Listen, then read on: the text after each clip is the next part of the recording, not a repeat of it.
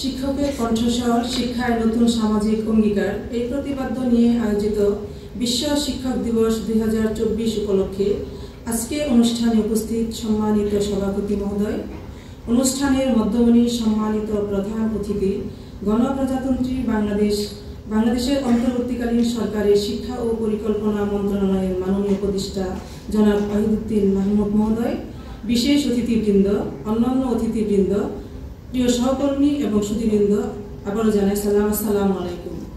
আমি সর্বপ্রথম কৃতজ্ঞতা জানাই মহান আল্লাহ পাকের প্রতি। তারপর আমি কৃতজ্ঞতা জানাচ্ছি আমার মাদ্রাসা অধিদপ্তরকে আমাকে এই সম্মানিত স্থানে এনে দেওয়ার জন্য।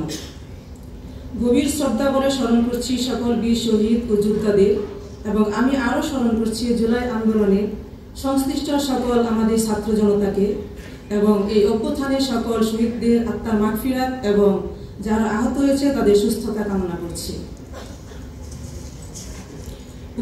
উপস্থিত সুধীবৃন্দ, একজন শিক্ষক হিসেবে এই মঞ্চে দাঁড়িয়ে আমি অত্যন্ত আনন্দিত ও গর্বিত। শিক্ষকের সামাজিক মর্যাদা, আর্থিক সচ্ছলতা নিশ্চিত করতে পারলে শিক্ষায় ইতিবাচক বিপ্লব সূচিত হবে। আজকের অভূতপূর্ব এই আয়োজন তারই দৃষ্টান্ত। এমন স্বপ্নকে বাস্তবে রূপদানে প্রত্যক্ষ ও পরোক্ষ কারিগরদেরকে জানাই আন্তরিক ধন্যবাদ ও কৃতজ্ঞতা। আমি দৃঢ়ভাবে বিশ্বাস করি এমন উদ্যোগ শিক্ষকগণকে উজ্জীবিত ও অনুপ্রাণিত করবে। সমবেত সুধী, অসংখ্য গুণী শিক্ষকদের সামনে দাঁড়িয়ে নিজেকে সত্যি সৌভাগ্যবান মনে হচ্ছে।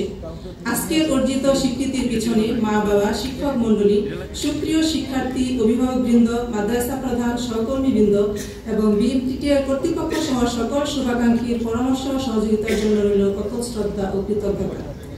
সম্মানিত সুধীবৃন্দ, পরিশেষে বিনয়ের সাথে বলতে চাই, শিক্ষকের আর্থিক সুযোগ সুবিধা বাড়ুক এবং মাদ্রাসা শিক্ষায় সংস্কার আসুক, যেন যুগের চাহিদা অনুযায়ী দক্ষ জনশক্তি তৈরিতে সমানভাবে ভূমিকা রাখতে পারে, যাতে করে তারা আর কোনো বৈষম্যের শিকার না হয়।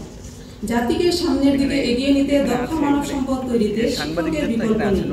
সুতরাং শিক্ষকের জীবনমান বৃদ্ধি এখন সময়ের গণদাবি। আমি সংশ্লিষ্ট সকলকে এ বিষয়ে দৃষ্টিপাত করার উদাত্ত আহ্বান জানাচ্ছি। উপস্থিত প্রাজ্ঞ ও বিজ্ঞজনের নিকট দোয়া চাই যেন সৎভাবে, নিষ্ঠা ও আত্মমর্যাদার সাথে শিক্ষার্থীদের কল্যাণে ও আদর্শ জাতি গঠনে অবদান রাখতে পারি।